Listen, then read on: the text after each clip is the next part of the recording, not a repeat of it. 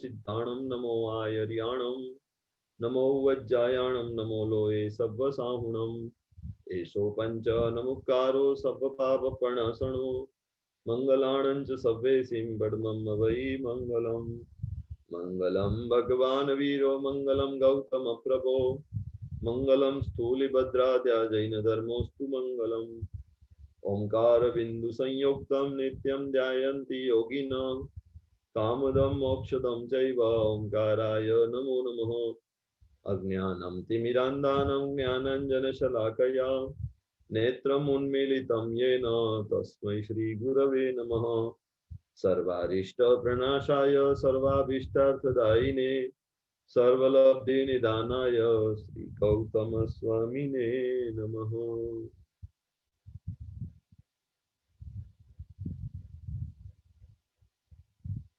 ધ્યાનનો વિષય આપણે રોજ સવારના એક એક ધ્યાનના સ્વરૂપો એક એક ધ્યાનના અંગો એનું સ્વરૂપ વિચારી અને કંઈક અંશે આપણે પ્રેક્ટિકલ પણ કરવાનો પ્રયત્ન કરી રહ્યા છીએ, કારણ કે આ ધ્યાનનો વિષય એવો છે કે સાંભળવામાં વૃક્ષ લાગે પણ જેમ જેમ પ્રેક્ટિકલ એની અનુભૂતિ થતી જાય, પ્રેક્ટિકલ આપણે કરતા જઈએ છીએ તેમ તેમ એની અંદર અપાર આનંદની વૃદ્ધિ થતી જાય છે.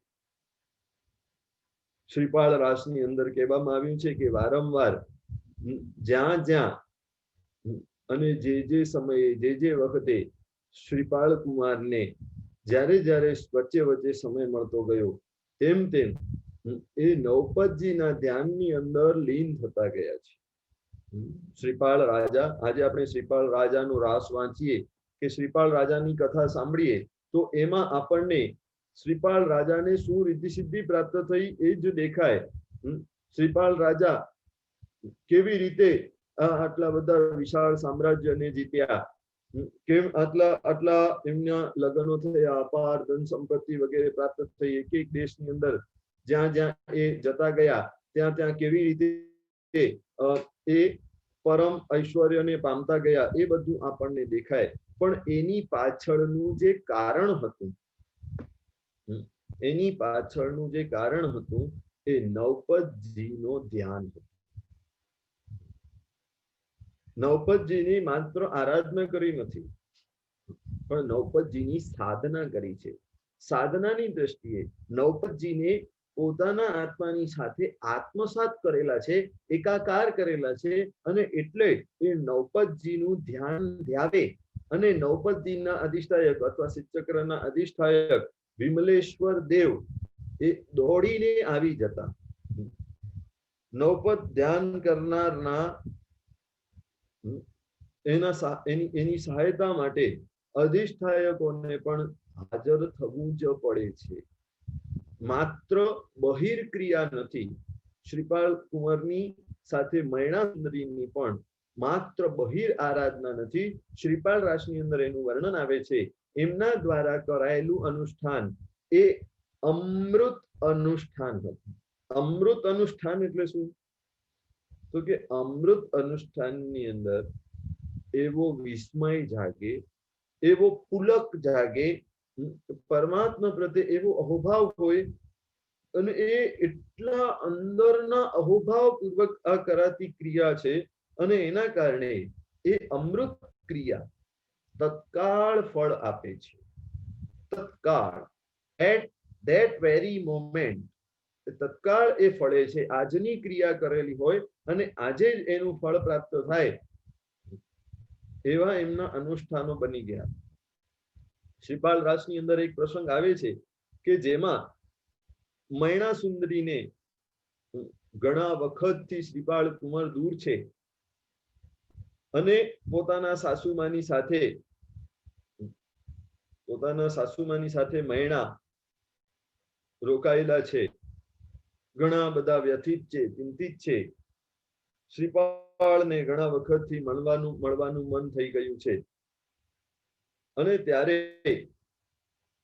એક એવા સમાચાર આવ્યા કે કોઈક વિશાળ સેના સાથે કોઈક રાજા લાગે છે કે જે આપણા નગર તરફ આવી રહ્યો છે.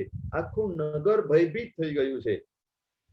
કોણ આવ્યું હશે, કોણે ચડાઈ કરી હશે, આટલી ચતુરંગીની સેના, આટલા દબદબા પૂર્વક કોણ આપણા નગરની ના દરવાજે દસ્તક આપી શકે.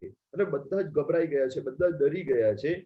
અને ત્યાં મૈણા સુંદરી પરમાત્માની ભક્તિની અંદર લીન બની ગયા. અને એ ભક્તિની અંદર લીન થતાં જ એમને અંતઃસ્ફૂર્ણા એવી થઈ કે મારા પતિદેવ શ્રીપાલ કુંવર એ બહુ જ જલ્દી આવી રહ્યા છે. એમને અંતઃસ્ફૂર્ણા થઈ. અને ત્યારે એમણે પોતાના સાસુમાને વાત કરી કે લાગે છે આજે ભક્તિ કરતા એવો ખ્યાલ આવ્યો અને લાગે છે કે આ પતિદેવ હવે જલ્દીથી આવવાના છે. અને ત્યાં તો થોડી જ વારની અંદર શ્રીપાલ કુંવર આવી અને દરવાજો ખટખટાવે છે.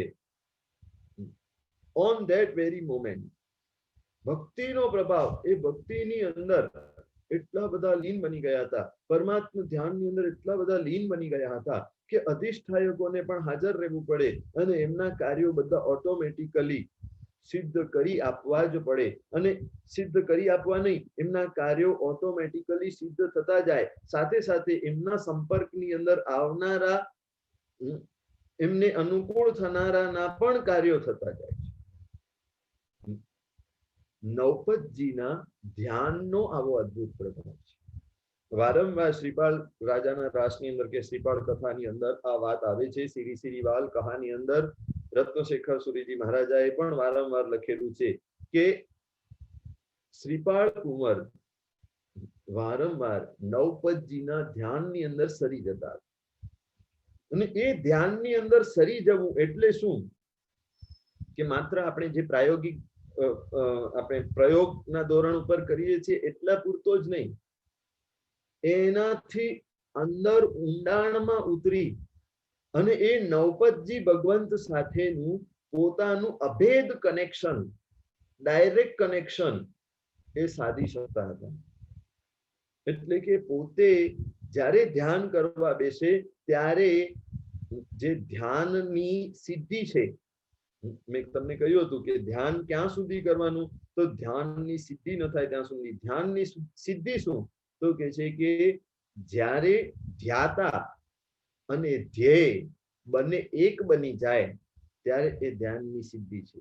એ ધ્યાનનું પરમ તાત્વિક ફળ છે. અહીંયા શ્રીપાલ કુંવર નૌપતજીના ધ્યાનની અંદર બેસે અને એ બેસતાની સાથે થોડી જ વારની અંદર એવા એકાકાર બની જાય, એવા લીન બની જાય કે પોતાનું મન, પોતાની બુદ્ધિ, પોતાનો અહંકાર, પોતાનું શરીર વગેરે બધું જ ભૂલી કરી અને નૌપદમય બની જતા. એ નૌપદમય બનવા માટે નૌપતજીના ધ્યાનની વિધિ બતાવવામાં આવી છે. શ્રી સિરીવાલ કહાની અંતર્ગત આ નૌપતજીના ધ્યાનની વિધિ બતાવેલી છે. યોગ શાસ્ત્ર વગેરેની અંદર પણ આ બતાવવામાં આવી છે. અને સ્તવનોની રચનાઓની અંદર પણ ખૂબ જ સુંદર મજાની વાત કરવામાં આવી છે. ફૂલ કમલનું મેક તું રે, જેની પાંખડીઓ આઠ, જેની પાંખડીઓ આઠ, ધ્યાન દરો સિદ્ધ ચક્ર. 8 પાંખડીઓ વાળું કમળ અને એની અંદર નવપદજી ભગવંતો. સિદ્ધ ચક્ર ભગવંત ની આરાધના આપણે કરીએ છીએ, પણ સિદ્ધ ચક્ર ભગવંતની મહત્તા શેના કારણે છે? આખા સિદ્ધ ચક્ર યંત્રનું ઇમ્પોર્ટન્સ શેના કારણે છે? તો કે છે કે વચ્ચે રહેલા નવપદજીના કારણે. જો આ સિદ્ધ ચક્રમાંથી નવપદજીને બહાર કાઢી નાખવામાં આવે તો આખા સિદ્ધ ચક્ર યંત્રની કોઈ જ કિંમત નથી. આ સિદ્ધ ચક્રની અંદર વચ્ચે રહેલા નવપદજી ભગવંતો, એ નવપદજી ભગવંતોની વેલ્યુ, એમની મહત્તા શેના કારણે છે? તો કે છે કે એની વચ્ચે રહેલા અરિહંત પદના કારણે છે. જો અરિહંત ન હોત તો સિદ્ધ પણ ન હોત, અરિહંત ન હોત તો આચાર્ય ઉપાધ્યાય કે સાધુ પણ ન હોત, અને અરિહંત ન હોત તો આપણને દર્શન, જ્ઞાન, ચારિત્ર અને તપની આરાધના પણ કોઈએ ન બતાવી હોત. એટલે સૌથી વધારે ઇમ્પોર્ટન્ટ કેન્દ્ર સ્થાને રહેલા અરિહંત પરમાત્મા છે. અને એક એવો જ વિશિષ્ટ સિદ્ધ મંત્ર પન્યાસ પ્રવર ભદ્રંગ વિજયજી મહારાજા પોતાની જે હસ્તલિખિત ડાયરીઓ હમણાં પ્રકાશિત થયેલી છે, એ ડાયરીઓની અંદર ભદ્રંકર વિજયજી મહારાજાએ બતાવેલો એક વિશિષ્ટ મંત્ર છે, ઓમ રીમ શ્રીમ અર્હમ શ્રી એક મિનિટ, ઓમ રીમ અર્હમ શ્રી અર્હંત નવપદ સિદ્ધ ચક્રાય નમઃ. કેવી વિશાળ આપનારું આ ધ્યાન છે, એવું આ મંત્ર છે, એવી વિશાળતા સુધી લઈ જનારું આ મંત્ર છે. અર્હંત, અર્હંત એટલે બરાબર સેન્ટર, બરાબર કેન્દ્રને ફોકસ કરીને મંત્રની શરૂઆત થાય છે. અર્હંત પછી નવપદ, એ ફોકસનો વિસ્તાર થાય છે, અને નવપદ પછી સિદ્ધ ચક્ર, સમગ્ર કળશાકાર એવું આ સિદ્ધ ચક્ર યંત્ર.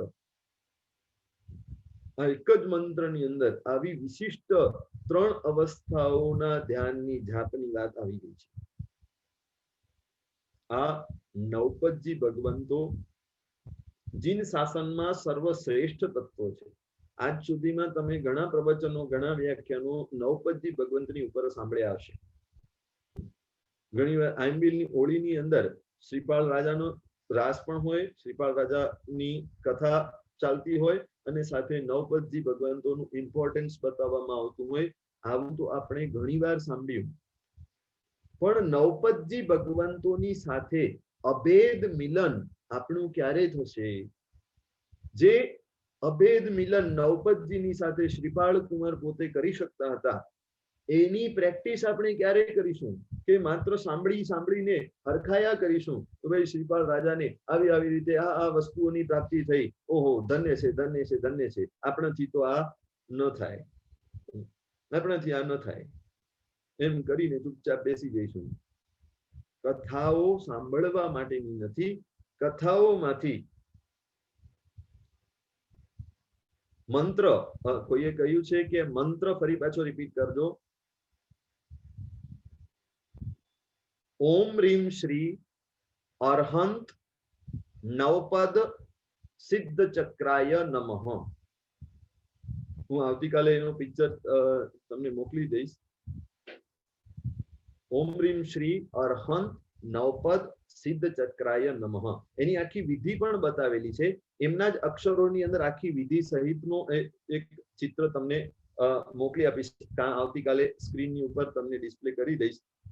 પન્યાસ ભદ્રંકર વિજયજી મહારાજાએ પોતાની ડાયરીની અંદર અનુભવ સિદ્ધ આ નવપદજી પરમેષ્ઠી સ્વરૂપ અને સિદ્ધ ચક્ર ભગવંતનો સાર સ્વરૂપ એવું આ મંત્ર, એનું અવશ્ય જાપ કરવાની વાત બતાવી છે.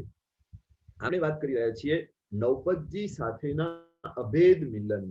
અભેદ મિલન એટલે વચ્ચે કોઈ ભેદ ન રહે, વચ્ચે કોઈ ડિસ્ટર્બન્સ ન રહે. નવપદ એક બાજુ અને આપણે એક બાજુ, એવું નહીં. દેરાસરમાં જઈએ તો પરમાત્મા ગબારાની અંદર અને આપણે રંગમંડપમાં, એવું નહીં. એવા મિલનથી કામ નહીં થાય. કેવું મિલન કરવાનું છે?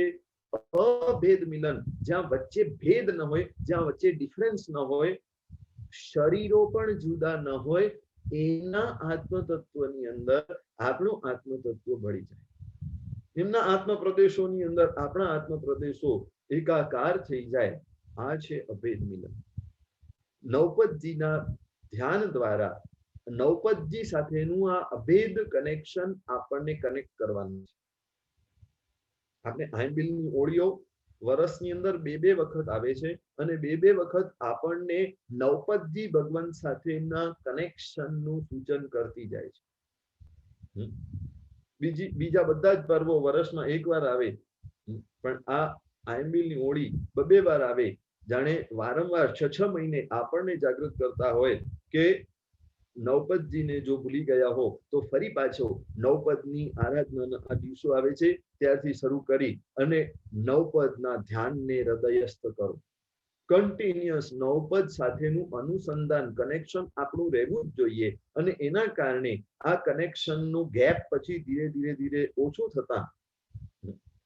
હા, કોઈએ પૂછ્યું હતું ધીરે ધીરે એટલે ક્યારે, કેટલો વખત લાગે? એ કનેક્શનને અભેદ થતા કેટલો વખત લાગે? જો એ પર્સન ટુ પર્સન ડિફર કરશે. કોઈ ખાલી નવપદજીના 9 દિવસોની અંદર નવપદજી સાથેનું ધ્યાન કરે અને કોઈ પ્રતિદિન કરતો હોય, કોઈક વચ્ચે ગેપ પાડતો હોય, અને કોઈક એકદમ સળંગ કરતો હોય, કોઈક એકદમ નિષ્ઠાપૂર્વક કરતો હોય અને કોઈક જેમ તેમ કરતો હોય, એ બધા જ પ્રત્યેક વ્યક્તિ ટુ વ્યક્તિ એ ડિફરન્ટ થશે. એ સિદ્ધિ આપણને કેટલી વહેલી કે કેટલી મોડી પ્રાપ્ત થાય છે એ આપણા ઉપર છે. પણ નવપદજીનું આલંબન જેટલું વહેલામાં વહેલી તકે લેશું એટલી પરમ વિશુદ્ધિની વધારે ને વધારે નજીક પહોંચવા માટેની ક્ષણો આપણને વધારે મળશે. આયુષ્ય તો કંઈક ફિક્સ હશે. જ્યારથી જેટલા વહેલા આપણે નવપદજીની આરાધનાની અંદર લાગી જશું, નવપદજીના ધ્યાનની પ્રેક્ટિસ શરૂ કરી દઈશું, એ ધ્યાનની અંદર એકાગ્રતા આવતા વખત લાગે. પ્રેક્ટિસને એકદમ સઘન બનાવવાની છે, એકદમ દ્રઢ સંકલ્પ સાથેની બનાવવાની છે કે ના, મારે નવપદજી ભગવંતોની સાથે એકાકારમયતાની સિદ્ધિ પ્રાપ્ત કરવી જ છે. માત્ર આ ઔપચારિક કરવું નથી. જેમ નવપદજી ભગવંતની પૂજા કે પૂજન કે સિદ્ધચક્ર પૂજન કહો કે નવપદજીની આરાધના કહો કે આંબિલની ક્રિયાઓ કહો, એ નવપદ સાથેનું કનેક્શન કરાવનારી વસ્તુઓ છે આ બધી. પણ એને આપણે બધી ઔપચારિક બનાવી દીધી છે, ફોર્મલ બનાવી દીધી છે. એટલે બસ કલાકવારની અંદર ક્રિયા થઈ જાય એટલે આપણું કામ થઈ ગયું એમ આપણે માની લઈએ. પણ આ ધ્યાન દશાની અંદર કાંઈ કરવાનું હોતું નથી. જો આ ધ્યાનનો વિષય કેવો છે, એની અંદર કાંઈ પણ કરવાનું હોતું નથી, હોવા પણ હોય છે. આપણું અસ્તિત્વ નવપદજીના અસ્તિત્વની સાથે ભળે અને એક થાય, એકાકાર થાય, લયલીન થઈ જાય એમના અસ્તિત્વની અંદર. આ છે નવપદજીના ધ્યાનનું તાત્વિક ફળ. તો આપણે આજે આ નવપદજીનું અમૂલ્ય એવું ધ્યાન ધ્યાઈશું. આપણે આગળના દિવસોની અંદર પિંડસ્થ ધ્યાન, જે શરીરની અંદર અવધારણાઓ કરવા દ્વારા થતું ધ્યાન છે, એને પિંડસ્થ ધ્યાન આપણે જોયું હતું. પદસ્થ ધ્યાન એટલે અક્ષરો, મંત્રો વગેરે, પદો વગેરેનું આલંબન લઈ અને થતું ધ્યાન, એ પદસ્થ ધ્યાન કહેવાતું હતું. રૂપ એટલે કે દેહ વગેરેનું સ્વરૂપ, એમનું રૂપ શું છે એ જોઈને, એ મનની અંદર અંતરની આંખોથી એ રૂપને જોઈને કરાતું ધ્યાન, એ રૂપસ્થ ધ્યાન હતું. અને માત્ર ગુણોના આધારે થતું ધ્યાન, કોઈ પણ રૂપ વગેરે બાહ્ય આલંબનો વિના માત્ર એમના ગુણોનું આલંબન લઈ અને એમના શુદ્ધ સ્વરૂપનું થતું ધ્યાન, એ રૂપાતીત ધ્યાન આપણે જોયું હતું. તો આ રૂપાતીત ધ્યાન સુધી પહોંચવા માટેના આ બધા જ આગળના 3 સાધનો છે. તો એ જ પિંડસ્થ, પદસ્થ, રૂપસ્થ અને રૂપાતીત, આ 4 ધ્યાનોને આપણે નવપદજીના ધ્યાનની અંદર એપ્લાય કરી દઈશું. નવપદજીનું ધ્યાન આપણે 4 પ્રકારે એક સાથે કરીશું. કેવી રીતે થાય છે એના માટેનું આજે આપણે એક પ્રેક્ટિકલ સેશન લઈએ, અને એમાં જે પરમ આનંદની અનુભૂતિ આવે પછી એ ધ્યાન તમારે દરરોજ કન્ટિન્યુ કરવાનું. ચાહે આંબિલની ઓળી હોય કે ન હોય, પ્રતિદિન અવશ્યમેવ સમય કાઢી, જેટલો સમય નીકળે. એવું નથી કે ભાઈ કલાક વાર તમારે બેસવાનું. જો એક હાર્ડ એન્ડ ફાસ્ટ બનાવી દઈશ તો પછી લોકો આળસાઈ જશે કે આટલો સમય નીકળતો નથી, આટલી વાર સ્થિરતા આવતી નથી. પણ એની અંદર અવશ્યમેવ પ્રગતિ કરવાની. 10 મિનિટથી શરૂ કરો તો ભલે 10 મિનિટ, પણ એની અંદર ધીરે ધીરે પ્રગતિ કરતા કરતા એ સમયને વધારતા જવાનું, તો આનંદની અંદર પણ વૃદ્ધિ થતી જશે. તો આજે આપણે નવપદજીના ધ્યાનનું સ્વરૂપ અહીંયા આપણે શરૂ કરી રહ્યા છીએ. શરીર તટાર, આંખો બંધ, પદ્માસન અથવા સુખાસનની અંદર બેસી જજો. જે મુદ્રા તમને અનુકૂળ હોય એ મુદ્રાની અંદર બેસી જજો. લાંબા વખત સુધી સ્થિર આસન તમારે ટકાવી રાખવાનું છે. એ પ્રમાણેની મુદ્રા સિલેક્ટ કરજો. આંખો બંધ. સતત 24 કલાક ભટકી રહેલું આ ચિત્ત ધીરે ધીરે ધીરે શાંત પડે છે અને એ શ્વાસોશ્વાસને જોઈ રહ્યો છે. શ્વાસોશ્વાસ ધીરે ધીરે ધીરે અંદર જઈ રહ્યા છે, ધીરે ધીરે ધીરે બહાર આવી રહ્યા છે. શ્વાસોની રિધમ ધીરે ધીરે ધીમી ગતિએ શાંત થતી જઈ રહી છે અને એ શ્વાસોશ્વાસના અવલંબને ચિત્ત પણ એમાં એકાગ્ર બની રહ્યું છે. પ્રત્યેક શ્વાસ અંદર જાય કે બહાર નીકળે એ બધા ઉપર ચિત્તની દ્રષ્ટિ રહેલી છે. ચિત્તનો ફોકસ આ ધ્યાન ઉપર રહેલું છે, એને જ જોઈ રહ્યું છે. કોઈ પણ વચ્ચે ડિસ્ટર્બન્સ નહીં, કોઈ આડા આવડા વિચારો નહીં અને ઊંઘ નહીં. ઊંઘ આવે તો 2-3 ઊંડા શ્વાસ લઈને ફરી પાછો આ અવધારણાની અંદર ડૂબી જવાનું.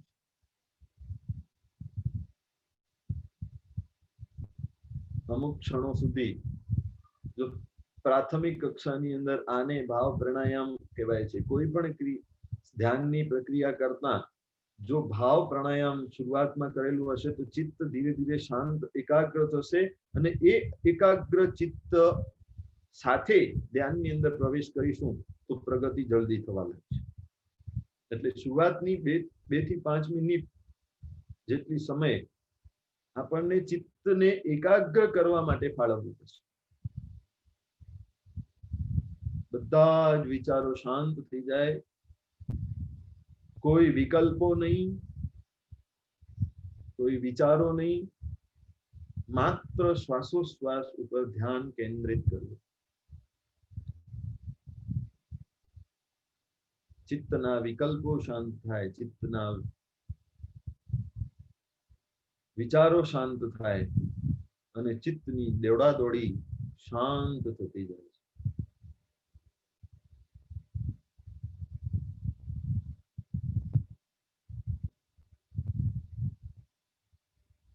જેમ જેમ ફોકસ શ્વાસોશ્વાસ તરફ જાય છે તેમ તેમ શ્વાસોશ્વાસ પણ સ્લો અને રિધમિક થતા જાય છે અને તેમ તેમ ચિત્ત પણ એમાં એકાગ્ર થતું જાય છે. અમુક ક્ષણો સુધી એ જ ધારાની અંદર રહેજો.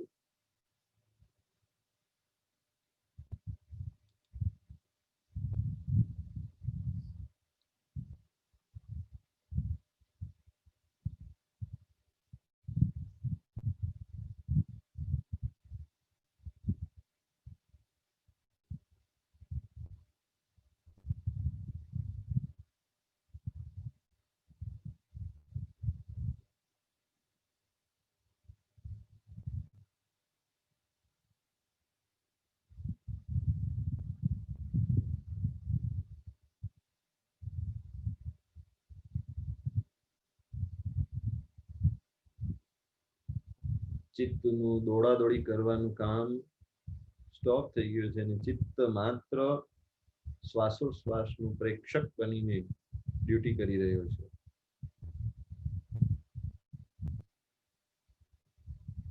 એ શાંત થયેલા ચિત્તને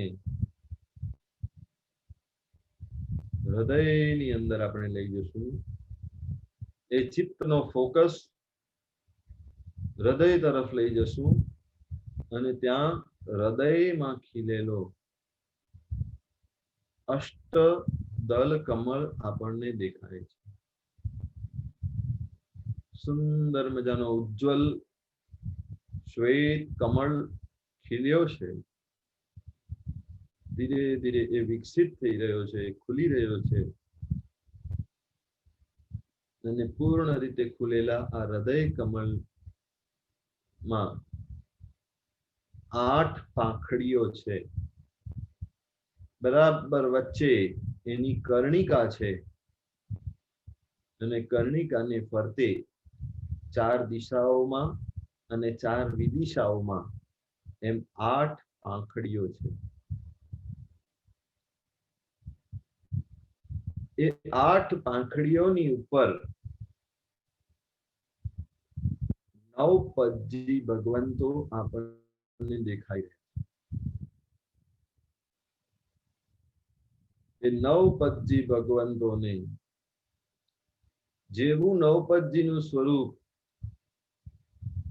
આપણે 9 પદજીના ગટ્ટાની અંદર જોઈ રહ્યા છીએ કે સિદ્ધ ચક્ર યંત્રની અંદર જોતા હોઈએ છીએ, એવા જ 9 પદજી ભગવંતો આપણા હૃદય કમળની ઉપર દેખાઈ રહ્યા છે.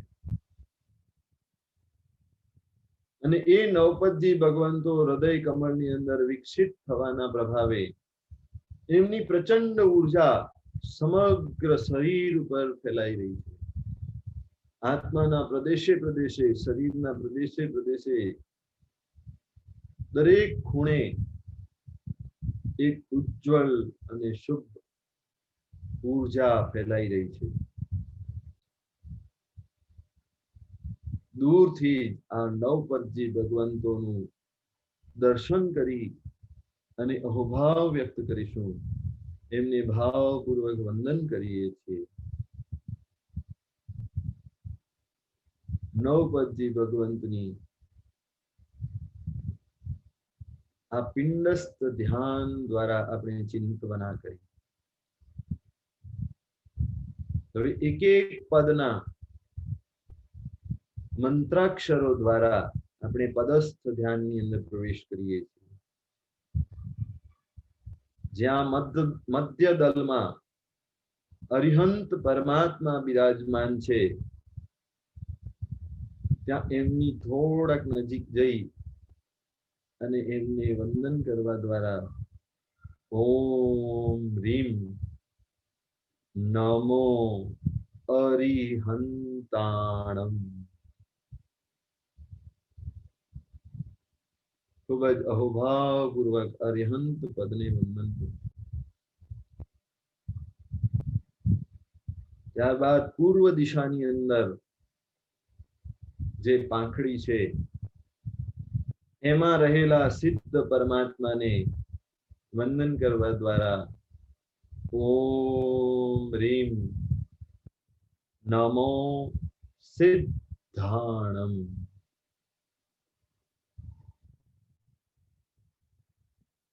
ત્યારબાદ દક્ષિણ દિશામાં જે પાંખડી છે ત્યાં આચાર્ય પદને વંદન કરવા દ્વારા ઓમ રીમ નમો આયરિયાણમ. આ એક એક મંત્રના અક્ષરો આપણને દેખાઈ રહ્યા છે. પશ્ચિમ દિશામાં રહેલી પાંખડીની ઉપર ઉપાધ્યાયજી ભગવંતોને વંદન કરતા કરતા મંત્ર દેખાઈ રહ્યો છે ઓમ રીમ નમો ઉવજ્જાયાણમ.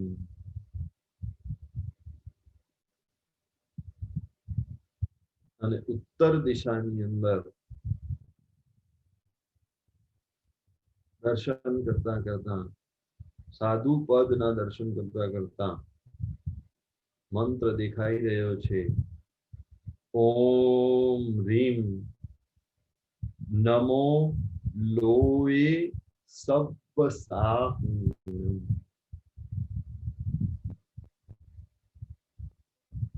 હવે વિદિશાઓના ક્રમની અંદર આપણે જઈ રહ્યા છીએ. સિદ્ધ ભગવંત અને આચાર્ય ભગવંતની વચ્ચે રહેલી પાંખડી ઉપર સમ્યક દર્શન પદ દેખાઈ રહ્યું છે અને એના મંત્રાક્ષરો આપણી સામે દેખાઈ રહ્યા છે ઓમ રીમ નમો દંસણસ્ત.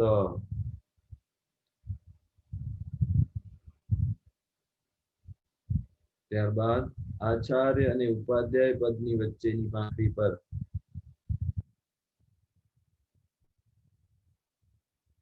સમ્યક જ્ઞાન પદ દેખાઈ રહ્યું છે. ત્યાં મંત્ર દેખાઈ રહ્યો છે ઓમ રીમ નમો નાણસ્ત.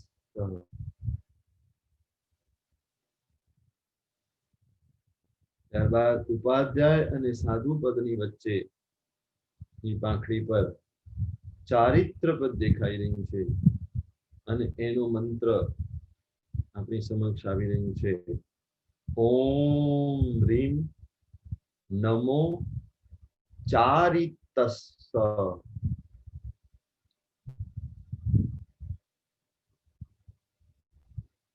અને છેલ્લી સાધુ પદ અને સિદ્ધ પદની વચ્ચે ની પાંખડી ઉપર તપ પદ દેખાઈ રહ્યું છે.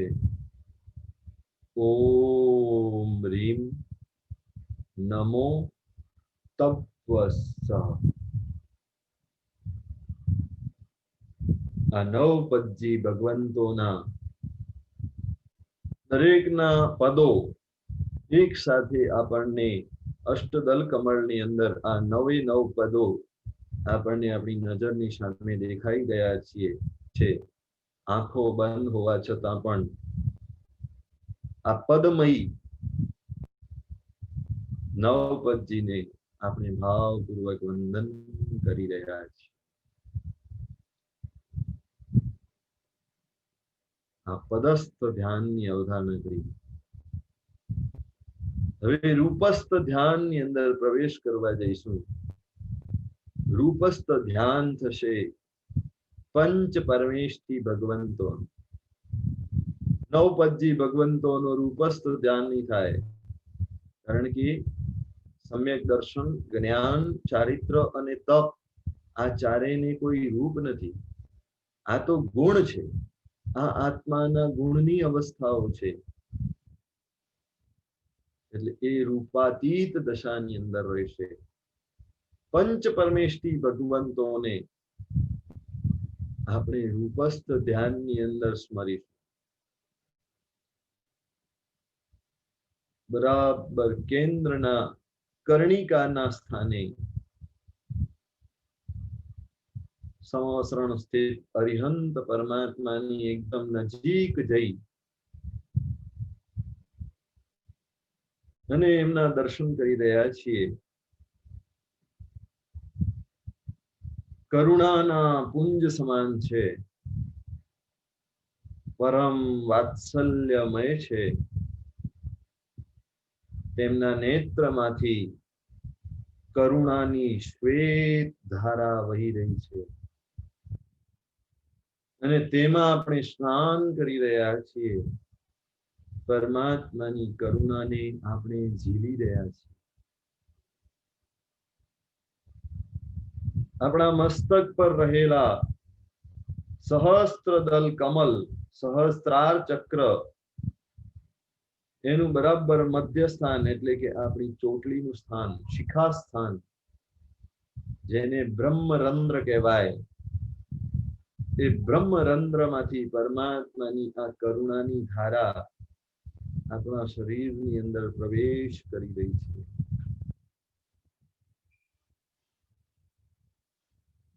આપણું હૃદય કરુણાથી પરિપૂર્ણ ભરાઈ ગયું છે. એ કરુણાની ધારાનો ફ્લો કન્ટિન્યુઅસ ચાલુ છે. હૃદય ભરાઈ ગયા પછી પણ આ કરુણાની ધારા અંદર વહી રહી છે, વહી રહી છે, વહી રહી છે. શરીરના એક એક અંગો પાંગો એનાથી ભરાઈ રહ્યા છે.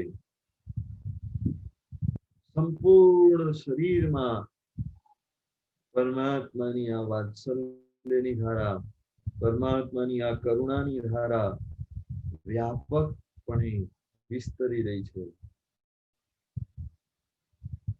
અને તેના પ્રભાવથી આપણા શોક, ભય, દુઃખ, ચિંતા આ બધા જ દૂષણો નાશ પામી રહ્યા છે.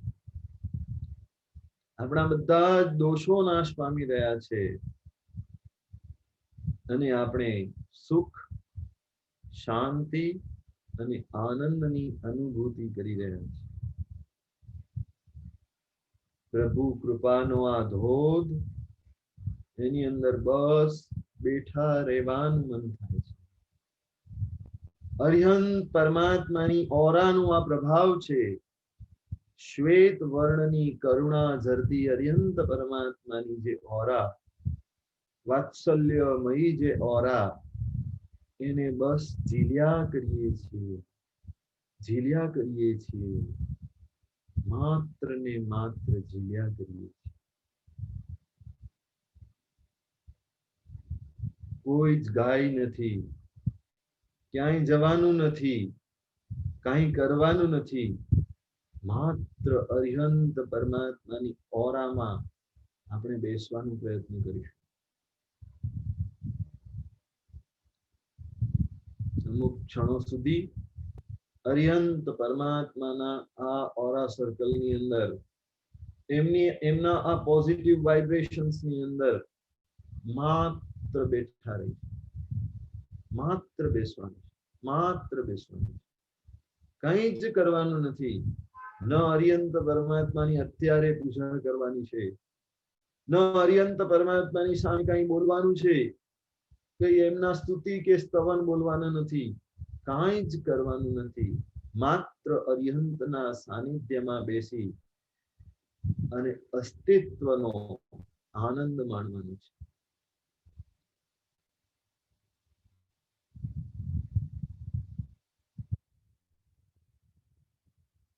અને આવા એક નહીં, આપણા નજરની સામે અનંત અનંત અરિહંત પરમાત્માઓ દેખાઈ રહ્યા છે. આ એક અરિહંત પરમાત્માને જોતાની સાથે જ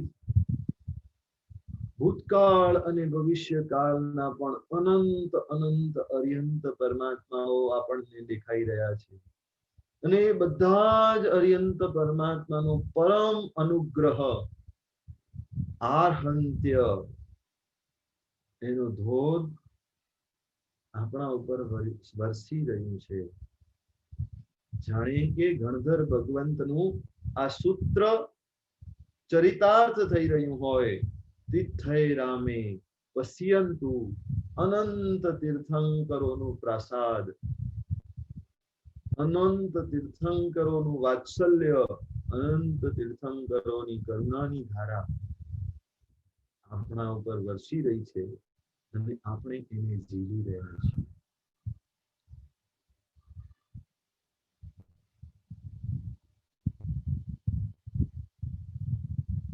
ઓમ નમો અરિહંતાણ.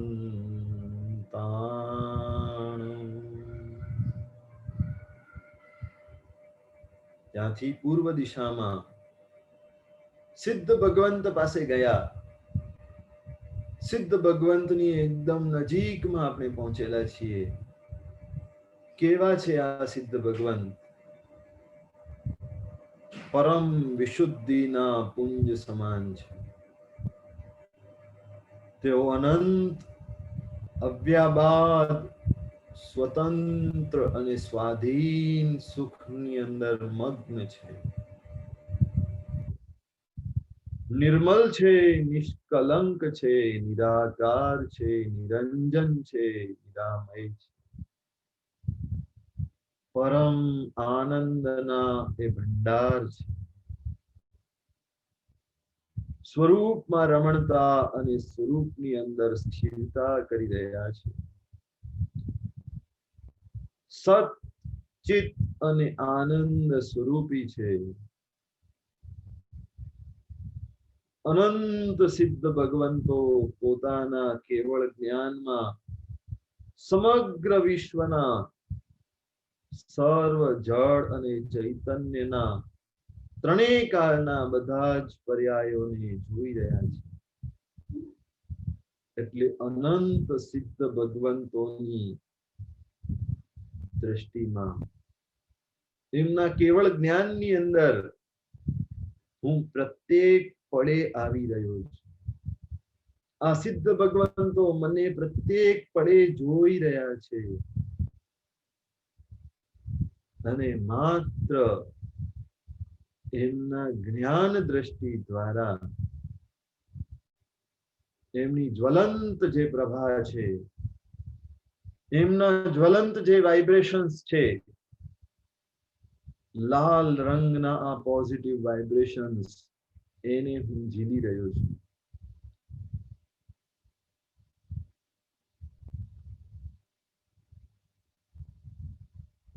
સિદ્ધ ભગવંતો મને પોતાના જેવા જોઈ રહ્યા છે.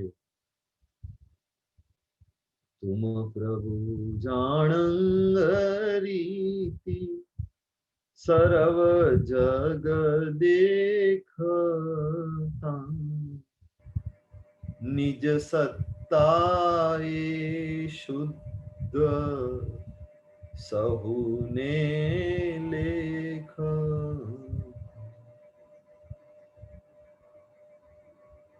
આપણને જોઈ રહ્યા છે, પણ આપણી વિભાવ દશા, દોષોથી ભરેલું જે જીવન છે, પરમાં જતી જે પરિણતિ છે, એ બધું જ પાપથી ખરડાયેલું આપણું વર્તમાન, એ વર્તમાનની પર્યાયોને સિદ્ધ ભગવંતો જોતા નથી.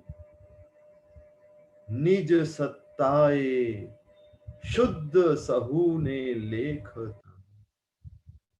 પ્રભુ પ્રત્યેક જીવમાં સત્તાએ રહેલું શુદ્ધ સ્વરૂપ જે પૂર્ણ છે એને જોઈ રહ્યા છે. હું સિદ્ધ ભગવંતને જોઈ રહ્યો છું અને સિદ્ધ ભગવંત પોતાની જ્ઞાન દ્રષ્ટિ દ્વારા મને જોઈ રહ્યા છે. પ્રભુને નજીક જઈને મેં કહ્યું, હે કરુણામય પ્રભુ, આપ તો અનંત ગુણના પરમ નિદાન છો, મને અનંત ગુણોથી ભરી દેવો ને.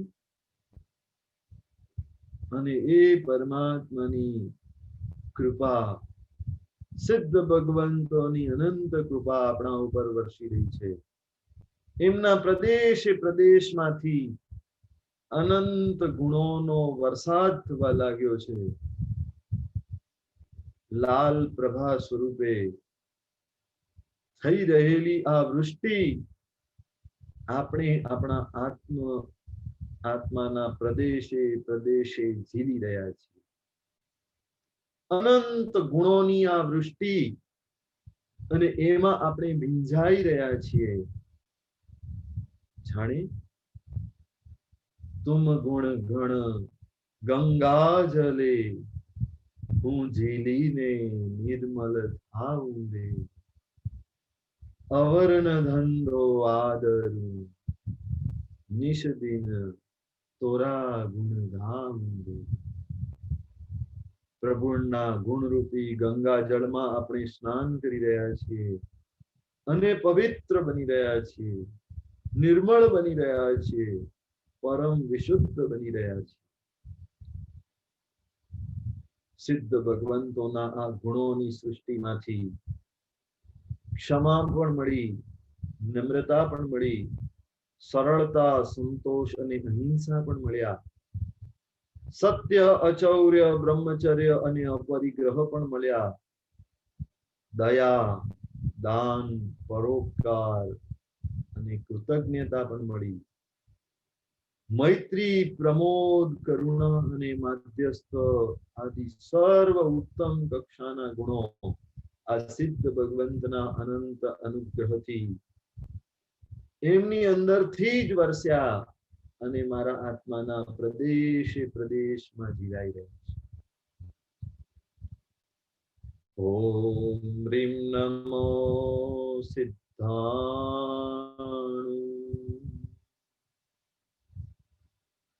ત્યારબાદ હું આચાર્ય ભગવંતની નજીકમાં પહોંચ્યો. જીન શાસનની ઉન્નતિ કરવામાં આચાર્ય ભગવંતો મગ્ન હતા. કેમ આ શાસન સરખી રીતે ચાલે, કેમ આ શાસન વિસ્તાર પામે, કેમ આ શાસન બરાબર રીતે ટકે, એના માટે સતત પ્રયત્નશીલ હતા. પોતે પંચાચારનું પાલન કરી રહ્યા હતા અને સકલ સંઘને એ પંચાચારનું પાલન કરવાનો ઉપદેશ આપી રહ્યા હતા. એમનામાંથી પ્રગટ થતા સુવર્ણમય પ્રકાશને હું આત્માના પ્રદેશે પ્રદેશ ઉપર ઝીલી રહ્યો છું અને એમાંથી પંચાચારના પાલનનું બળ મને પ્રાપ્ત થઈ ગયું છે. સત્વ મારો ખીલી રહ્યો છે અને હું આચાર સંપન્ન બનવા માટે કટિબદ્ધ બની ગયો છું. સંકલ્પ શક્તિ મારી દ્રઢ થઈ ગઈ છે, સ્થિર થઈ રહી છે. આચાર સંપન્નતા માટે હું સજ્જ બન્યો છું. ઓમ હ્રીમ નમો આયર્યા.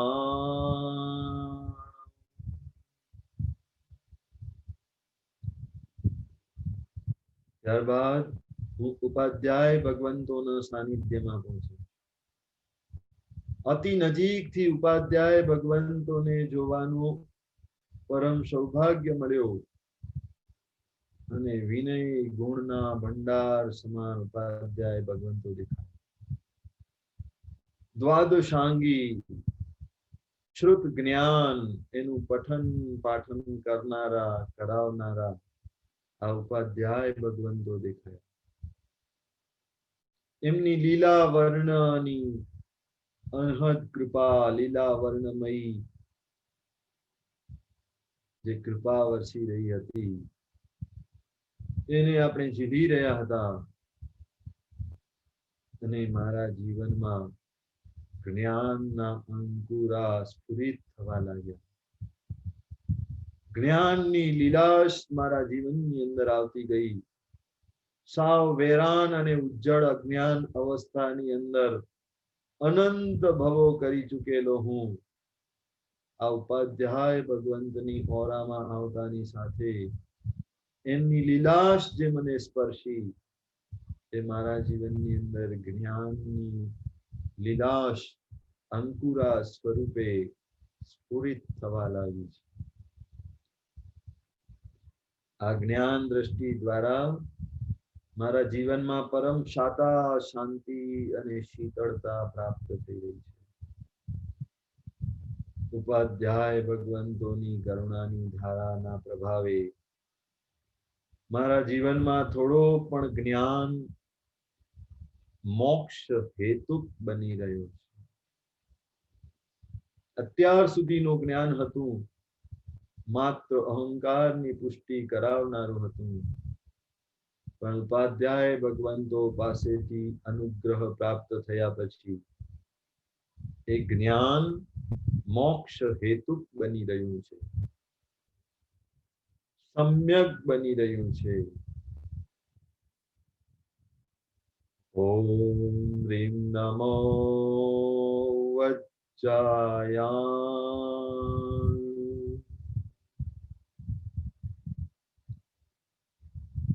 ત્યારબાદ હું ઉત્તર દિશામાં સાધુ ભગવંતોની પાસે પહોંચ્યો. અનંત અનંત સાધુ ભગવંતો બિરાજમાન હતા. એમની ઓરામાં મેં પ્રવેશ કર્યો અને એ પ્રવેશ કરતાની સાથે સમત્વ ભાવની દિવ્ય અનુભૂતિ મને થવા લાગી. પ્રભુ આજ્ઞાથી વાસિત એમનું જીવન હતું. કંચન કામિનીના એ ત્યાગી હતા. પંચ મહાવ્રતને ધારણ કરી રહેલા હતા.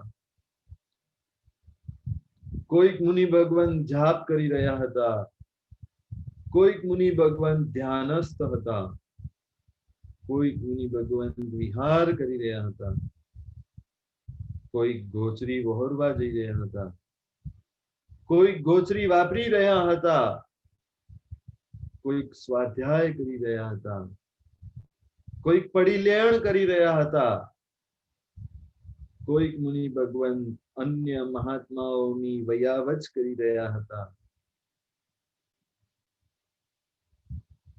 પણ બધા જ મહાત્માઓ વર્તમાન ક્ષણના પરમ આનંદને માણી રહ્યા. ન કોઈ ભૂતકાળનો ઉકળાટ દેખાતો હતો, ન કોઈ ભવિષ્યની ચિંતાઓ એમના મન ઉપર દેખાતી. માત્ર ને માત્ર વર્તમાનની અંદર પ્રસન્ન અવસ્થામાં બિરાજમાન રહેલા આ સાધુ ભગવંતોને જોઈ એમની કૃપા પામવાનું મન થયું. ઉદ્ગલનો ઉપયોગ એમના જીવનની અંદર હોવા છતાં પણ પૂતગલ ભાવથી એ પર હતા. ક્ષમા વગેરે 10 યતિ ધર્મોનું પાલન કરી રહ્યા હતા. એ સાધુ ભગવંતોમાંથી, એ સાધ્વીજી ભગવંતોમાંથી જે શ્યામ રંગની ઓરા નીકળી રહી હતી, એ સર્વ જીવ હિતાશયની અમૃત ધારામાં વહી રહી હતી. સર્વ જીવો સાથે પરમ મૈત્રીનો ભાવ આ મુનિવરો જીવંત જીવી રહ્યા હતા. આ ભાવની ધારામાં વહી રહ્યા હતા અને આ જ ભાવધારાની ઓરાએ મને અત્યંત મૈત્રીના પરિણામથી યુક્ત કરી દીધા. અને આ મૈત્રીના કારણે હવે મારું જીવન સમિતિ અને ગુપ્તિની આરાધનામાં લાગી રહ્યું. આ પંચ પરમેષ્ઠી ભગવંતોનું રૂપ અને એ પંચ પરમેષ્ઠી ભગવંતોના દ્વાર સમાન આ સાધુ ભગવંતોના દર્શન એ પણ મારા માટે પુણ્યનો ઉદય છે. સાધુનામ દર્શનમ પુણ્ય. ઓમ રીમ નમો લોય સપ સાહુ.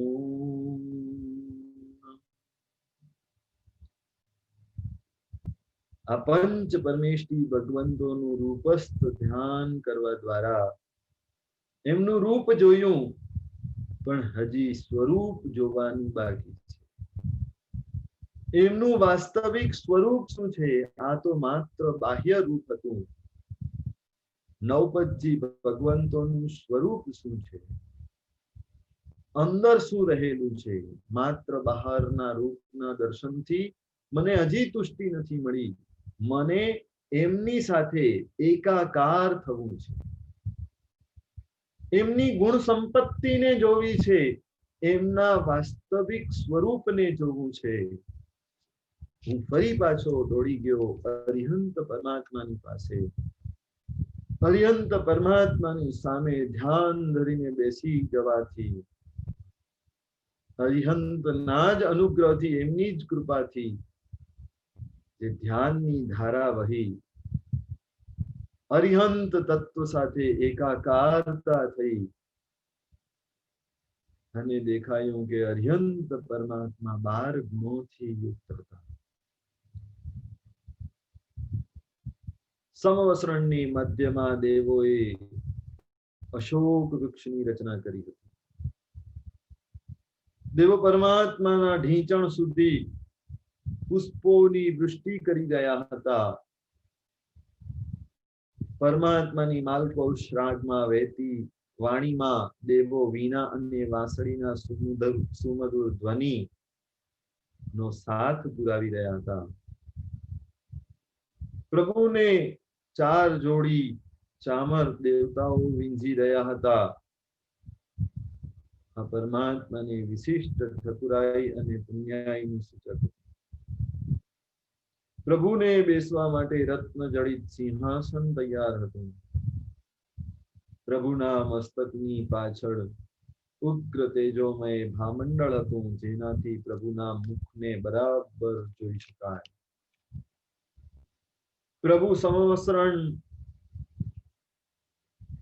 માં પધાર્યા તે વખતે દેવતાઓએ દેવ દુંદુભી ઇત્યાદિ વાજિંત્રો વગાડી અને એવી ઉદ્ઘોષણાઓ જાણે થઈ હતી, હે ભવ્ય જીવો, તમે શિવપુરના સાર્થવાહ સમાન આ પરમાત્માનું શરણ ગ્રહો.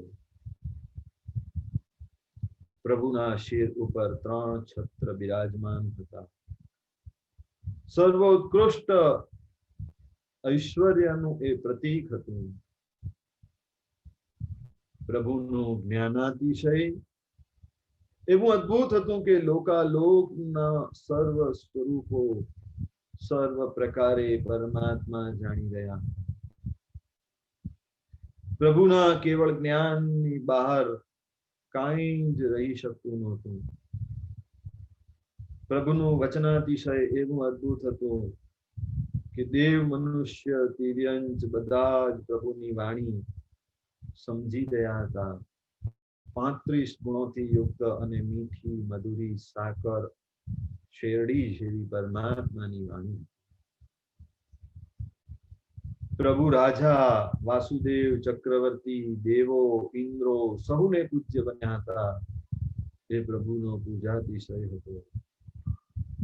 પ્રભુનું અપાયા પગમાતિશયના પ્રભાવે પ્રભુની આસપાસમાં યોજનો સુધી રોગ, મરકી, વેર, અતિવૃષ્ટિ, દુષ્કાળ આદિ કોઈ પણ પ્રકારના ઉપદ્રવો ટકી શકતા નહોતા. પ્રભુના પ્રભાવે બધાને શાંતા મળી ગઈ હતી.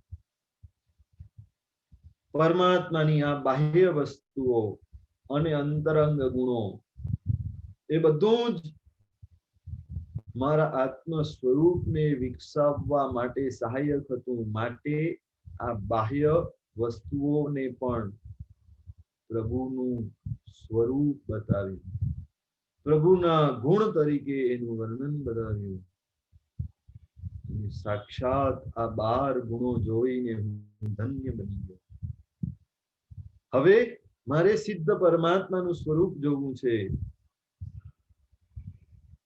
સિદ્ધ ભગવંતની એકદમ નજીકમાં એકાકાર થઈ ગયો અને એમના આત્માના પ્રદેશે પ્રદેશે જોયું તો ક્યાંય અશુદ્ધિ નહોતી. પરમ વિશુદ્ધિ હતી. કર્મોનો કચરો તો જરાય દેખાઈ રહ્યો નહોતો. અનંત જ્ઞાનના ધારક હતા. જ્ઞાનાવરણીય કર્મનો સર્વથા ક્ષય થઈ જવાના કારણે કેવળ જ્ઞાન પ્રાપ્ત થયું હતું અને તેમાં સર્વ લોકાલોકનું સ્વરૂપ જણાઈ રહ્યું. દર્શનાવરણીય કર્મનો સર્વથા ક્ષય થઈ જવાના કારણે લોકાલોકના સ્વરૂપને આત્માથી ડાયરેક્ટ જોઈ શકતા હતા. મોહનીય કર્મ ક્ષય થઈ ગયો એટલે અનંત ચારિત્ર ગુણની પ્રાપ્તિ થઈ અને તેથી આત્મ સ્વભાવમાં સદા સ્થિરતાને ધારણ કરી. અંતરાય કર્મનો ક્ષય થઈ ગયો તેથી અનંત વીર્ય ગુણ પ્રગટ થયો છે. પ્રચંડ શક્તિના સ્વામી હતા. સમસ્ત લોકને અલોકમાં ફેરવી દે અને અલોકને લોકમાં ફેરવી દે એટલી શક્તિ હોવા છતાં પણ આ વીર્યને ફોરવતા નથી. માત્ર પોતાના સ્વરૂપની અંદર સ્થિત છે. વેદનીય કર્મનું ક્ષય થવાથી અવ્યાબાદ સુખની પ્રાપ્તિ થઈ. સર્વ પ્રકારની પીડાઓ ભાગી ગઈ. આયુષ્ય કર્મના ક્ષયથી અક્ષય સ્થિતિ પ્રાપ્ત થઈ. હવે મોક્ષમાંથી ક્યારેય પાછા જવું પડવાનું નથી. નામ કર્મ નો ક્ષય થવાથી અરૂપીપણું પ્રાપ્ત થયું. કોઈ જ રૂપ નહીં, કોઈ આકાર નહીં, નિરાકાર અવસ્થા. વર્ણ નહીં, ગંધ નહીં, રસ નહીં, સ્પર્શ નહીં, કાંઈ નહીં. માત્ર પોતાના ઓરિજિનલ સ્વરૂપની અંદર સ્થિતિ. ગોત્ર કર્મનો નાશ થયો.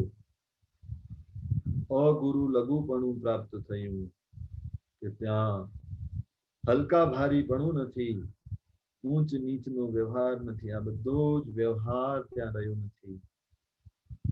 આવા અદ્ભુત ગુણો સિદ્ધ ભગવંતની અંદર શોભી રહ્યા. આચાર્ય પદનું રૂપાતીત ધ્યાન ધરવાનું મન થયું અને એ રૂપાતીત ધ્યાનની ધારા માટે આચાર્ય ભગવંતના ગુણો જોવાનો મેં પ્રયત્ન કર્યો. પંચેન્દ્રિય સંવરણો તહ નભ બીહ બંબ ચેર બુદ્ધિ ધરું. ચામડી, જીભ, નાક, આંખ, કાન આ પાંચે ઇન્દ્રિયોના વિષયોમાં મન ગમતા હોય તો રાગ લાવતા નથી, અણગમતા હોય તો દ્વેષ લાવતા નથી. બ્રહ્મચાર્યની 9 વાળોને અણી શુદ્ધ પાલન કરે છે. ક્રોધ, માન, માયા, લોભ વગેરે ચારે કશાયોને એ કરતા નથી. પંચ મહાવ્રતોથી પોતાનું જીવન શોભાવી રહ્યા છે.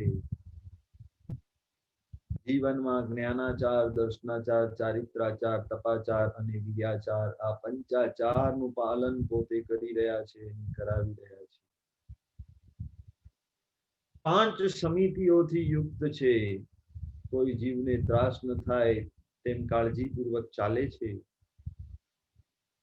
નિર્વદ પાપ રહિત એવું વચન બોલે છે.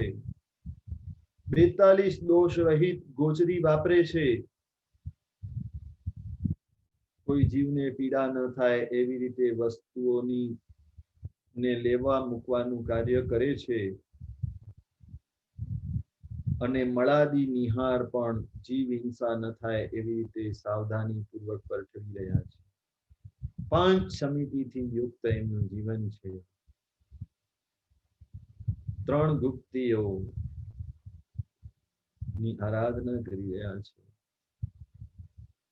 મનને દુષ્ટ વિચારોમાં જવા દેતા નથી. વચનને હિતમિત અને પ્રિય વચનો દ્વારા શોભાવી રહ્યા છે. ને કાયાને સાવધ્ય યોગમાં જવા દેતા નથી. એવા 36 ગુણોથી યુક્ત એવા આચાર્ય ભગવંત દેખાયા. ખરેખર આ આચાર્ય ભગવંતોનું તાત્વિક સ્વરૂપ હતું. ત્યાં તો હું ઉપાધ્યાય ભગવંત પાસે ગયો. 11 અંગનું પઠન પાઠન કરી રહ્યા હતા, જેમાં આચારાંગ, સુગડાંગ, થાણાંગ, સમવાયાંગ, ભગવતી, જ્ઞાતા, ધર્મ કથાંગ, ઉપાસક દશાંગ, અંતગળ દશાંગ, અનુત્તરો વાય દશાંગ અને વિપાક સૂત્ર આ 11 અંગનું પઠન પાઠન કરી રહ્યા હતા. 12 રૂપાંગોનું પઠન પાઠન કરાવી રહ્યા હતા. ઔત્પાતિક, રાયપસેની, જીવા જીવાભિગમ, પન્નવણા, જંબુદીપ પન્નતિ, સૂર્ય પન્નતિ, ચંદ્ર પન્નતિ, કપિયા, કપ્પવડિંસા, પુફિયા અને પુફચુલિયા આ 12 રૂપાંગો એનું પણ પોતે પઠન કરી રહ્યા હતા, બીજાને પઠન કરાવી રહ્યા હતા. ચરણ સત્રી એટલે ઉત્તમ ચારિત્રની અંદર લીન હતા. કરણ સિત્રી એટલે ઉત્તમ ક્રિયાની અંદર લીન હતા. આ 25 ગુણોથી યુક્ત એવા આ ઉપાધ્યાય ભગવંતોનું સ્વરૂપ દેખાયું અને ખરેખર ધન્યતા અનુભવાઈ.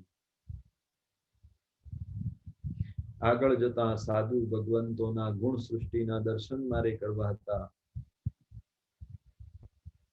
5 મહાવ્રતોની અંદર લીન હતા. 6ઠું રાત્રિ ભોજન ત્યાગનું વ્રત લીધું હતું. 6 કાય જીવોની રક્ષા કરી રહ્યા હતા. પૃથ્વી, અપ, દેવ, વાયુ, વનસ્પતિ અને ત્રસ કાય આ 6 કાય જીવોને પરમ અભયદાન આપી રહ્યા હતા. 5 ઇન્દ્રિયોનો નિગ્રહ કરી રહ્યા હતા. લોભને ઘટાવી રહ્યા હતા. ક્ષમાને વધારી રહ્યા હતા. ચિત્તને નિર્મલ રાખી રહ્યા હતા. પડિલેણ કરી રહ્યા હતા. સંયમમાં રહી રહ્યા હતા. મન, વચન અને કાયાને અકુશળ વસ્તુઓની અંદર પરોવાતા નહોતા. 22 પરિસહો સહન કરી રહ્યા હતા. અને મરણાદી ઉપસર્ગોને ખૂબ જ સમત્વ ભાવે સહન કરનારા એવા આ મુનિવરોને જોઈ અને ખરેખર એમનું ધન્ય જીવન અદ્ભુત લાગ્યું. અદ્ભુત અદ્ભુત અદ્ભુત. ત્યાં તો સમ્યક દર્શન પદ જોયું. રૂપ હતું નહીં, ગુણ સ્વરૂપી, ગુણના પુંજ સ્વરૂપી આ સમ્યક દર્શન પદ, જેને સ્પર્શવા માત્રથી મારું સંસાર સીમિત થઈ જતું હોય, જેને સ્પર્શવા માત્રથી, જેનો સ્પર્શ થવા માત્રથી મને અવશ્ય મોક્ષ મળશે એ વાતની પુષ્ટિ થઈ જતી હોય, જેને સ્પર્શવા માત્રથી અનંત પૂતગલ પરાવર્તો જેટલો મારું આ સંસાર ચક્ર માત્ર અર્ધ પૂતગલ પરાવર્તનો રહી જતો હોય, પ્રભુના વચનોની અંદર આ અવિહળ શ્રદ્ધા કરાવનારું આ સમ્યક દર્શન પદ બુદ્ધિ અહંકાર અને મનનો વિલય થયો ને આત્મ તત્વનું અડગ શ્રદ્ધાન થયું છે. આત્મ તત્વનું ભાન થતા જ એના સિવાયનું બધું અજીવ તત્વ લાગ્યું છે, અને આ જીવ અજીવ તત્વની ધારામાં નવ તત્વો ઉપર અવિહળ શ્રદ્ધા પ્રાપ્ત થઈ છે. મોહનીય કર્મની 7 પ્રકૃતિઓ સમ્યક્ત્વ, મિશ્ર અને મિથ્યાત્વ મોહનીયની, આમ દર્શન મોહનીયની આ 3 અને અનંત અનુબંધી ક્રોધ માન માયા લોભની આ 4 ચારિત્ર મોહનીય, ટોટલ 7 પ્રકૃતિઓ એના ક્ષયોક્ષમ દ્વારા મને સમ્યક દર્શનની પ્રાપ્તિ થઈ છે. આ સમ્યક દર્શન ગુણ એવો તો આકર્ષક લાગ્યો કે બસ મને આ ભવની અંદર આને તો મેળવીને જ જવું છે. એના માટે હું ચૈતન્ય સ્વરૂપી છું, જળથી ભિન્ન છું. આની અવધારણા બસ મારે કરવી છે. આ સમ્યક દર્શન મને ભેટી પડશે. ત્યાં તો સમ્યક જ્ઞાન પદ સ્થાન મેં જોયું, જેનું સ્થાન રત્નત્રયની વચ્ચે આવેલું છે. સમ્યક દર્શનને જે વિશુદ્ધ કરે છે અને સમ્યક ચારિત્રમાં જે પરિણામ પામે છે, એવું આ સમ્યક જ્ઞાન પદ. સમ્યક્ત્વ સાથેનું આ જ્ઞાન પદ એ મને વિવેક દ્રષ્ટિ ઉત્પન્ન કરાવી રહ્યો છે. શું સારું છે, શું ખરાબ છે, શું હિતકારી છે, શું અહિતકારી છે, શું કરવા યોગ્ય છે, શું છોડવા યોગ્ય છે, આ બધી જ વસ્તુઓનું ભાન કરાવનારું આ તત્વ હતું સમ્યક જ્ઞાન.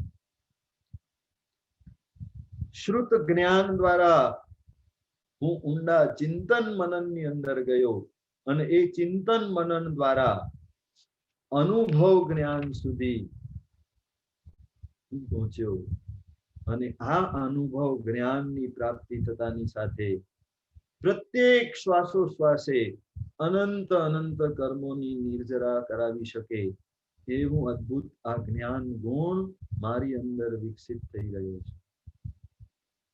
જ્ઞાનાવર્ણ્યના ક્ષયોક્ષમથી જ્ઞાન ચડે છે, જ્ઞાન યાદ રહે છે, પણ મોહનીય કર્મના ક્ષયોક્ષમથી જ્ઞાન આત્મામાં પરિણામ પામે છે. આત્માને પ્રકાશિત કરનારું, વિવેક દ્રષ્ટિ આપનારું એવું આ સમ્યક જ્ઞાન પદ. ત્યાંથી નીકળ્યો તો સમ્યક ચારિત્ર પદના સ્થાને હું પહોંચ્યો. તત્વની રુચિ સમ્યક દર્શન પદમાં આવી, તત્વનો બોધ સમ્યક જ્ઞાન પદમાં પામ્યો.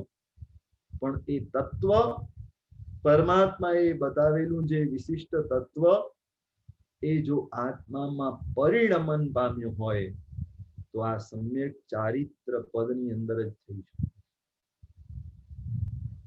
સ્વરૂપમાં શ્રદ્ધા કરે એ સમ્યક દર્શન, સ્વરૂપને જાણે એ સમ્યક જ્ઞાન, પણ સ્વરૂપની અંદર રમણતા, સ્વરૂપની અંદર જ સ્થિરતા અડગ રીતે જે આવે છે એ સમ્યક ચારિત્ર છે.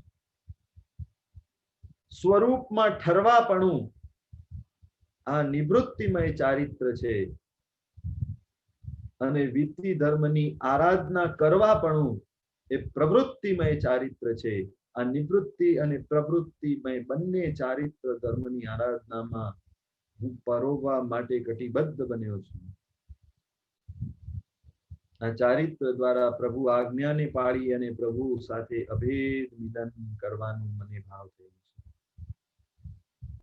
આ સ્વરૂપ રમણતા દ્વારા પરમ આનંદની પ્રાપ્તિ મને પ્રાપ્ત થઈ રહી છે. ત્યાં તો હું સમ્યક તપ પદની અંદર પ્રવેશી ગયો. આત્માના સ્વભાવ ભણીની આ યાત્રાને વધારે વેગવંતી બનાવનારું આ તપ પદ. 6 અભ્યંતર અને 6 બાહ્ય આમ ભેદો હતા. 12 પ્રકારે આ તપના કર્મ નિર્જરા થતા મોક્ષની વધુ ને વધુ નજીક લઈ જનારું આ તપ પદ.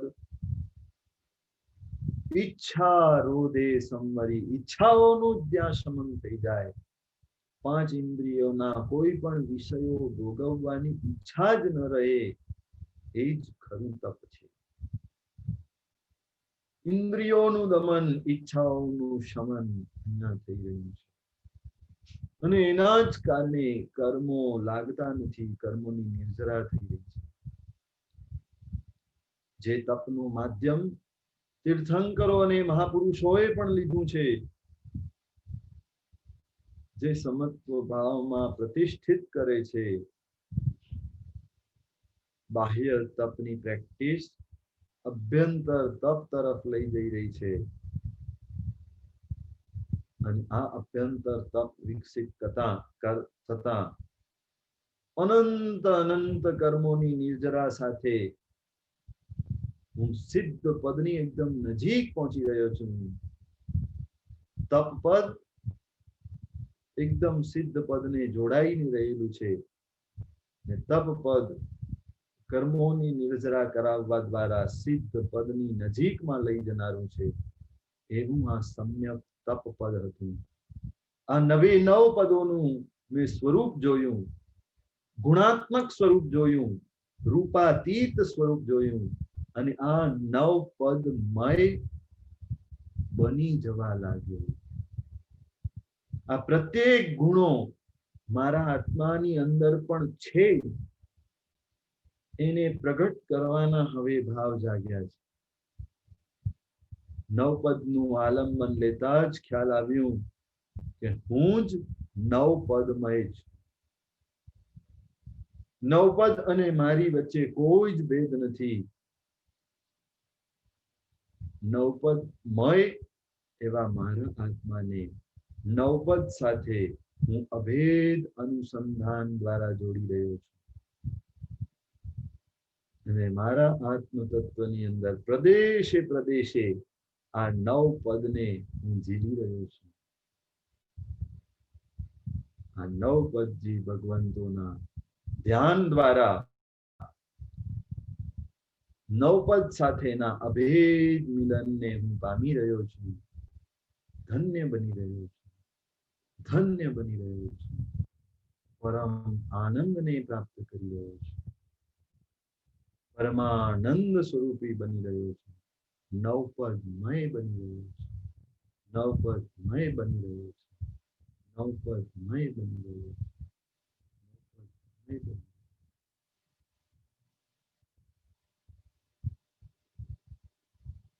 ઓમ હ્રીમ શ્રી સિદ્ધ ચક્રાય નમઃ.